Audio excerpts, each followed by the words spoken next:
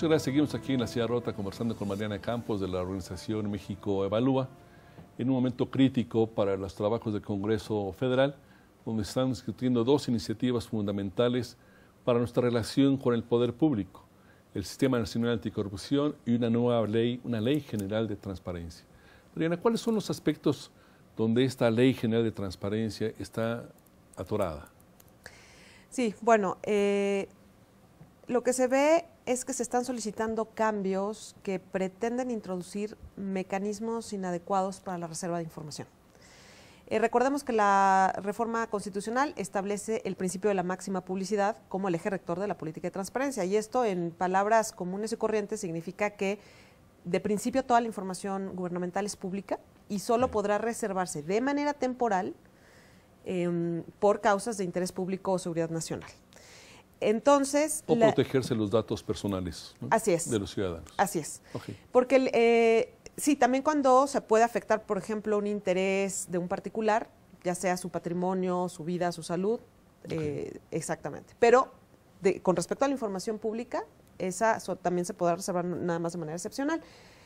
Lo que sucede es que cuando tú reservas información, la buena práctica lo que sugiere es que tienes que hacer una prueba de daño. ¿Qué significa esto? Es demostrarle al ciudadano que la información que está solicitando no se le puede entregar, porque de divulgarse esa información se generaría un daño a otro interés público distinto al de la difusión de la información. Es decir, entendemos que difundir la información pública es per se un interés ciudadano.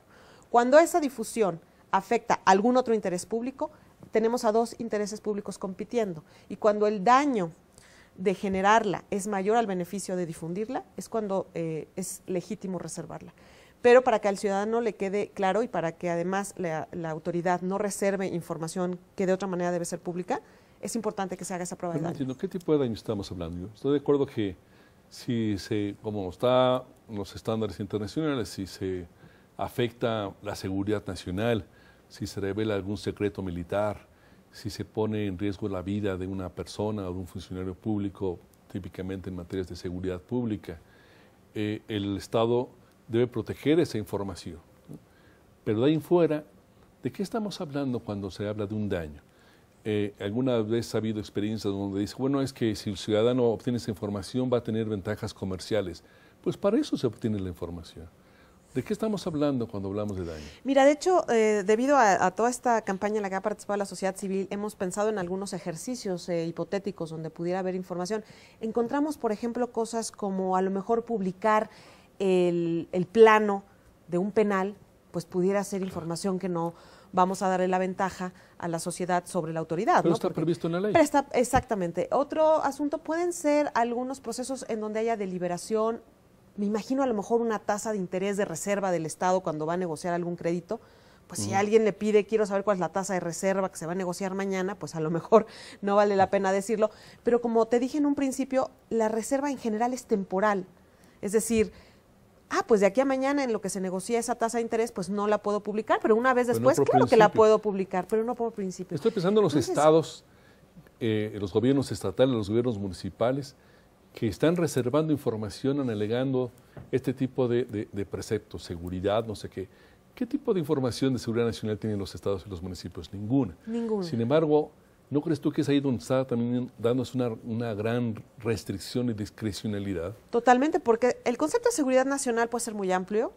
Yo creo que tiene que definirse mejor en la iniciativa y tiene que acotarse más, porque bueno, por seguridad nacional cada quien podría tener su propia interpretación, ¿no? Entonces yo creo que sí está demasiado amplios las causales de reserva en la iniciativa. Yo creo que hay que tener cuidado con eso, pero precisamente la prueba de daño se vuelve muy importante por ese motivo. Cuando alguna causal queda redactada de manera muy amplia en la ley, lo que nos va a proteger a los ciudadanos y a los interesados en conocer la información pública es precisamente que la autoridad haga la prueba de daño. Y lo que se está proponiendo ahorita, Roberto, es que no se haga la prueba de daño en el momento en el que nos reserven información. sino que una vez que tú te quejes ante el IFAI, solicites un recurso de revisión, entonces tendrán más tiempo para hacer la prueba de daño. Pero tú ahí pudiste haber perdido cuántos meses.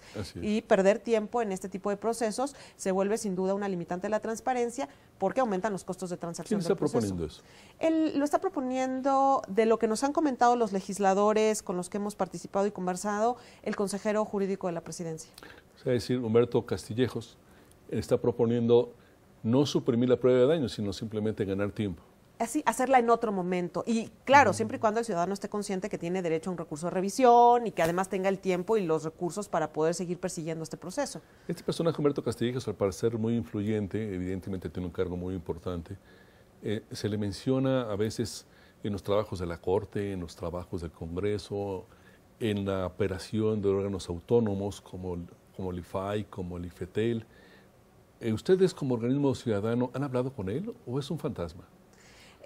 Han habido algunos acercamientos, todavía yo de manera personal no, pero algunas personas cercanas a mí de México Evalúa lo han tenido. Tampoco es justo para él decir que le echen la culpa a él de todo, ¿no?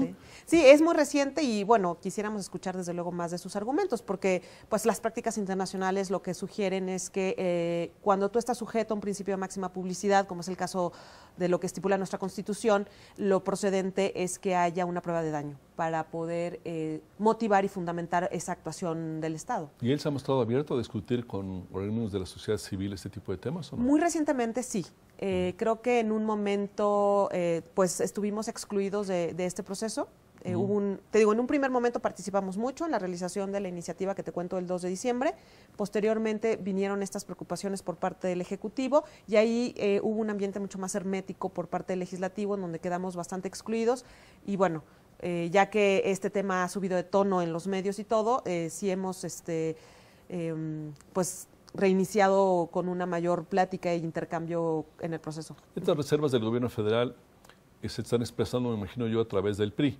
Pero entiendo que no solamente a través del PRI, sino tal vez también a partir del Verde, ¿no? El Verde, sí, exactamente. Es la facción PRI Verde encargada del diseño de esta iniciativa.